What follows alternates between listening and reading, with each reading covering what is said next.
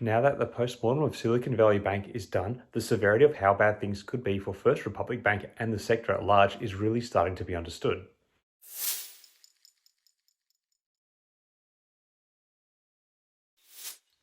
Hi again, everyone. Hope you're all doing really well. So, the collapse of Silicon Valley Bank earlier this year was definitely a shock to many in the banking industry.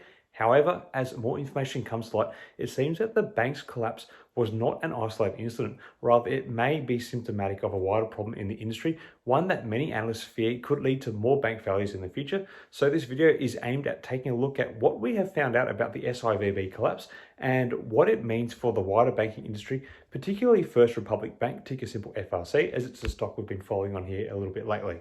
So, at the heart of the problem is the issue of unrealized losses on long-term bonds. Silicon Valley Bank, like many other banks, had invested heavily in these bonds in the hope of generating long-term returns for its investors. However, when interest rates rose last year, the value of these bonds plummeted, leaving the bank with huge losses that it was unable to cover, something which many are getting familiar with now. Now, this is where the audit oversight comes in.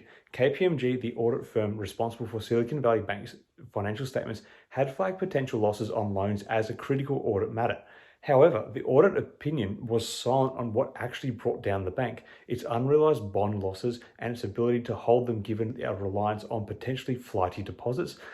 As a result, investors were left in the dark about the true state of the bank's finances, and many lost their life savings as a result.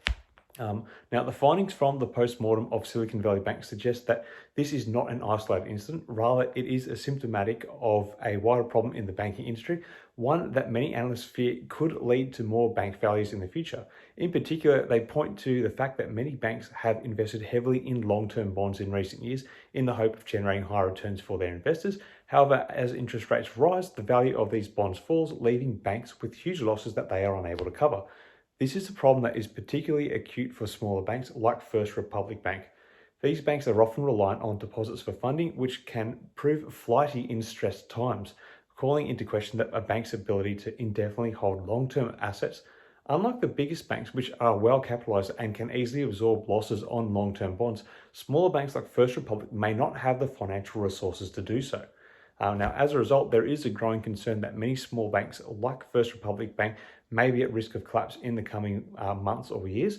This is a concern that is shared by many analysts and investors who have been closely watching the banking industry in the wake of Silicon Valley Bank's collapse. One of the key takeaways from the post-mortem of Silicon Valley Bank is the importance of transparency in financial reporting. As we saw with KPMG's audit oversights, investors need to be able to trust the financial statements of the banks they invest in, and this requires full and open disclosure of all relevant information. In particular, banks need to be more transparent about their long-term exposure to bonds and the risks that entails, as well as their broader investing operations. For First Republic Bank, the implications of the post-mortem of Silicon Valley Bank are clear. The bank needs to be more transparent about its exposure to long-term bonds and the risk that this entails. This will require a more open and honest dialogue with investors, as well as a commitment to full open disclosure of all relevant information. There is certainly a concern that other banks may be facing similar risks to Silicon Valley Bank due to the accounting maneuvers they use to hold long-term assets. The latest banking crisis has exposed the gamble some banks took in betting heavily on these long-term government bonds, which have basically plunged since last year in value as the Federal Reserve raised interest rates. Banks can keep these losses off their books by classifying their bond holdings as held to maturity, allowing them to be held at cost rather than the fair value. Smaller banks like Silicon Valley Bank that are largely reliant on deposits for funding may face challenges in being able to indefinitely hold long-term assets. The implication is that other banks, particularly small ones, may also be vulnerable to sudden deposit outflows and may have difficulty holding on to long-term assets if the market turns against them. It's worth noting that large US banks recently injected $30 billion into First Republic Bank to rescue it from the crisis triggered by the Silicon Valley Bank. So there is some stability back in the system for that particular company, but we don't know how widespread this problem is going to be amongst the banking industry. So in conclusion, the downfall of Silicon Valley Bank has shed light on the potential wider problem in the banking industry, with some banks relying heavily on long-term government bonds and potentially misclassifying them as held to maturity assets to avoid taking losses.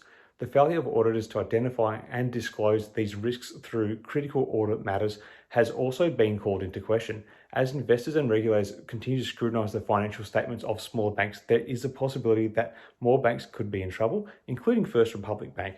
While the bank's decision to suspend its dividend payments on preferred stock and common stock may help to preserve its cash position, investors should closely monitor any developments and assess the potential impact of the bank's financial health and stock price.